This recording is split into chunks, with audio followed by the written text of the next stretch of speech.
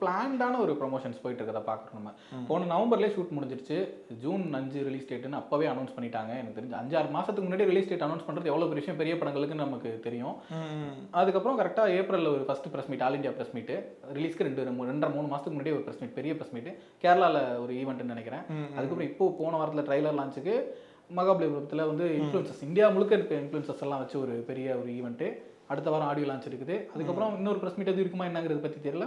ரொம்ப ப்ராப்பர் பிளானிங்கான ஒரு marketing strategy follow பண்ணியிருக்காருன்னு நினைக்கிறேன். அந்த வகையில் Rajkamal film international Kamal sir நம்ம பாராட்டி ஆகணும். விக்ரம்கே ஒரு பயங்கரமான ப்ரொமோஷன் ஒன்று பண்ணியிருந்தாரு.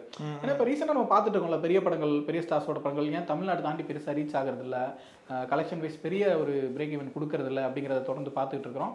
நீங்கள் யோசிச்சு பாருங்கள், கடைசியாக அந்த பெரிய படங்களில் அந்த படத்தோட டேரக்டரோ அதில் நடிச்சிருந்த சின்ன சின்ன ஆர்டிஸ்டோ இன்டர்வியூ கொடுத்துருப்பாங்க. அதை தாண்டி ஏதாவது ஒரு ப்ரொமோஷன் நம்ம பார்த்தோமா? ஒரு பெரிய ப்ரெஸ் மீட்டோ இல்லை பெரிய, நீங்கள் அந்த பெரிய படம் சொல்கிறது வந்து குட் பேட் அக்லியா?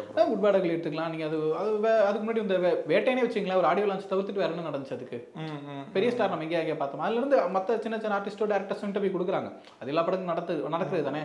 ஒரு ஸ்டாரோட படத்துக்கு அதை தாண்டி என்ன ஈவென்ட் நடந்துச்சு அப்படின்னு நான் கேட்குறேன். ஆடியோ லான்ச் எப்போவுமே ஒன்று நடக்கிறது தான். அதில் அந்த ஸ்டார் வந்து ஒரு பெரிய ஸ்பீச் ஒன்று கொடுப்பாங்க தான், அது என்றால் நடக்கிறது. அதை தாண்டி கேட்குறேன். இப்போ இன்ஃப்ளூயன்சர்ஸ் வச்சு ஒரு ஈவெண்ட் நடத்தி இருந்திருக்காங்க. இந்தியா முழுக்க இருக்கிற டாப் இன்ஃப்ளூயன்சர்ஸ் கூட்டிட்டு வந்திருக்காங்க. அவங்க எல்லாருமே இந்த ட்ரைலரில் வரக்கூடிய விஷயங்களுக்கு ரீல்ஸ் பண்ணுவாங்க, ட்வீட் பண்ணுவாங்க, ஸ்டோரி போடுவாங்க, அந்த ஜிங்குஜா சாங்குக்கு ஒரு ரீல்ஸ் போடுவாங்க. அவங்க ஒருத்தருக்குமே 1 மில்லியன் 2 மில்லியன் எத்தனை மில்லியன் ஃபாலோவர்ஸ் இருப்பாங்கன்னு தெரியாது.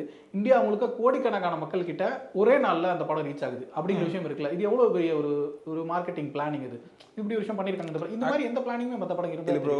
நீங்கள் சொல்கிறது எல்லாமே சரியான ஒரு விஷயம் தான். ஆனால் இதை வந்து கருப்பழனியப்பன் வந்து ஒரு இன்டர்வியூவில் வந்து சொல்லியிருப்பார். இப்போ கமல் வந்து ஒரு இடத்துக்கு போகிறோன்னா கமலுக்கு வந்து எல்லாமே தெரியும். இப்போ வந்து ஒரு மியூசிக் கான்செப்ட் போகிறோம், அவருக்கு மியூசிக் தெரியும். இப்போ அதே ஒரு டேரக்ஷன் பற்றி பேசினா டேரக்ஷன் அவருக்கு தெரியும். இப்போ ஸ்க்ரீன் பிளே பற்றி பேசினா ஸ்க்ரீன் பிளே வந்து தெரியும். எல்லாமே தெரிஞ்சனால தான் அவர் வந்து அங்கே போய் அவரால் அசால்ட்டாக உட்கார முடியுது. ஏன்னா அப்போ எந்த கேள்வி கேட்டாலும் அவர் வந்து ஈஸியாக பதில் சொல்லுவார். இதே மற்ற நடிகர் ஏன் இந்த மாதிரி ப்ரொமோஷன் போக மாட்டாங்கன்னா அவங்களுக்கு அதெல்லாம் தெரியாது, அதனால தான் அவங்க இதெல்லாம் போக மாட்டாங்க அப்படின்ற மாதிரியும் ஒரு டாக் இருக்குல்ல ப்ரோ. பட் நம்ம எவ்வளோ தூரம் நாலேஜபிளாக இருக்கு, இன்டெலெக்சுவலாக இருக்காங்கிறத தாண்டி பல கோடி ரூபாய் இன்வெஸ்ட்மெண்ட் இருக்கிற ஒரு ப்ராஜெக்ட் இது. அது ரிட்டர்ன்ஸ் வரணும்னா அது நம்ம ப்ரொமோஷனாக என்னவா பண்ணணும் அப்படிங்கிறது வந்து விக்ரமில் ஒரு பெஞ்ச் மார்க் ஒன்று செட் பண்ணார். ப்ரொமோஷன் எப்படி இருக்கணும் அப்படிங்கிறத திரும்ப தக் லைஃப்ல இன்னொரு லெவலில் அதை கொண்டு போய் நிறுத்திருக்காருன்றது பார்க்கவே ரொம்ப இம்ப்ரெசிங்காக இருக்குது அந்த ப்ரொமோஷன் மெத்தட்ஸ் அப்படிங்கிறது.